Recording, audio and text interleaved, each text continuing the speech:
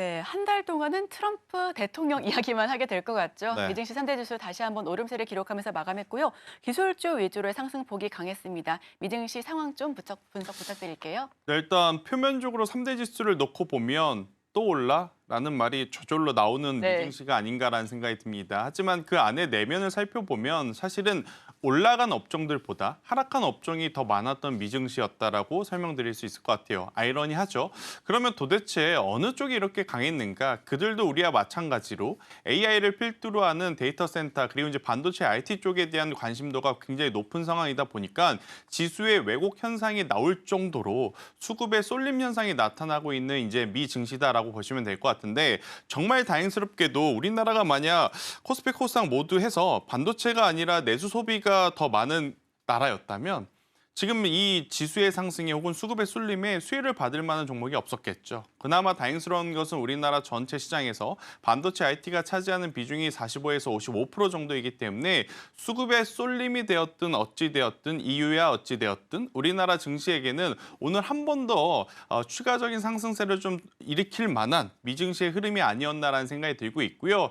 일단 조금은 불편한 요소가 세 가지가 있습니다. 일단 첫 번째, 우리가 다음 주에 연휴가 들어가죠. 네. 그렇기 때문에 사실은 이번 주 가장 한산한 거래일을 좀 예상을 했었는데 그것이 조금은 깨져나가고 있는 상황. 일단 두 번째, 오늘 장중에 BOJ에 대한 이야기가 나올 가능성이 높은 하루입니다. 그러다 보니까 장중 수급 변동성이 조금은 크게 한번 출렁일 수 있겠다라는 의견 한번 드려보도록 하겠고요. 세 번째는 뭐냐면 지금 여기저기서 좋다고 하는 빅테크 기업들의 실적 발표가 다음 주에 모조리 지금 모여 있거든요. 근데 하필 이때 우리나라 증시가 쉬어가고 있는 상황이라서 장 중후반부에 만약 외국인들이라든지 기관들, 큰 손들에 대한 어떤 수급의 변동성이 나오게 된다면 그 부분만큼은 꼭 한번 체크를 하실 필요는 있지 않겠나. 그것 제외하고는 어제 굉장히 강한 모습을 보여줬던 이제 미증시였다라고 좀 생각이 들고 있고 또 우리가 이제 미증시 하면 가장 먼저 최근에 고민했던 부분이 바로 국채에 대한 이야기였지 않습니까?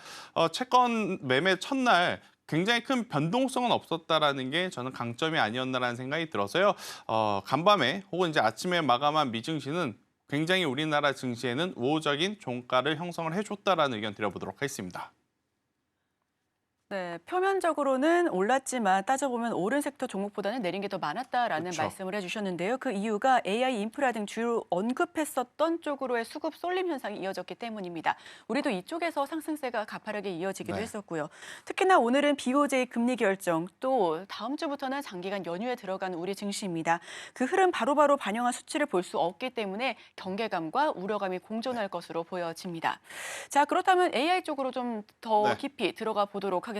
어제 스타게이트 프로젝트에 대한 그런 출범 소식과 더불어서 AI, 인프라, 원전 전반적으로 전방위적인 상승세가 보여졌는데요. 이 부분에 관련해서 내용 좀 풀어주시죠.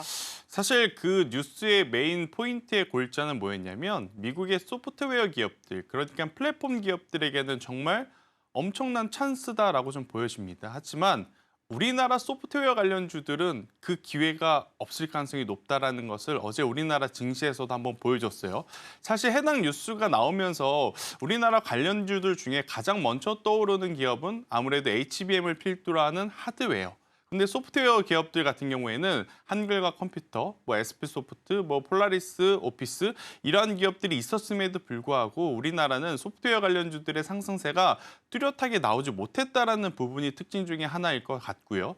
대신에 다른 쪽으로 수급의 확산이 일어났죠. 바로 이렇게 데이터 센터와 AI가 많아지면 많아질수록 너네들 전력을 어디서 구해올 건데 그러다 보니까 자연스럽게 전력기기, 변압기 그리고 원전까지도 이제 확산이 되는 모습을 좀 보이면서 자칫 HD 현대일렉트릭의 어떤 컨셉 미스로 인해서 흔들릴 수도 있었던 투심을 다시 한번 잡아주는 계기가 됐었던 어제의 굉장히 큰 빅 뉴스가 아니었나라는 생각이 들고 있고요. 일단 트럼프 2기에서도 바이든 행정부와 이 반도체 IT라든지 AI 센터에 대해서는 적극적으로 지원하는 것을 한 번 더 확인을 한 만큼 이쪽에 대한 관심도는 계속 저는 높여가실 필요는 있지 않겠나라는 의견 한번 드려보도록 하겠고요.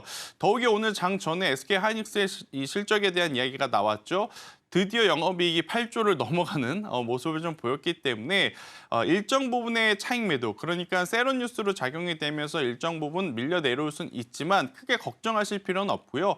만약 밀려 내려오게 된다면 이건 기회다라고 저는 보시면 될 것 같다라는 의견 한번 드려보며, 여전히 트럼프 2기도 그렇고 우리나라도 그렇고 지금 시장의 중심에는 AI와 데이터 센터가 있기 때문에 우리나라는 하드웨어 쪽에 조금 더 집중을 하거나 수출 모멘텀을 가지고 있는 전력기기 쪽에 지대한 관심도를 좀 높여갈 필요는 있지 않겠나라는 의견 한번 드려보는데, 자, 여기서 이제 저는 더 심도 있게 말씀을 좀 드리고 싶은 게 HD 현대일렉트릭과 효성중공업과 LS엘렉트릭과 이제는 순위에 대한 변동을 저는 좀 생각해봐야 될 것 같아요. 작년 한 해 내내 혹은 재작년부터 작년까지 약 2년 동안은 HD 현대일렉트릭이 부동의 1위였다라고 저는 생각을 하거든요.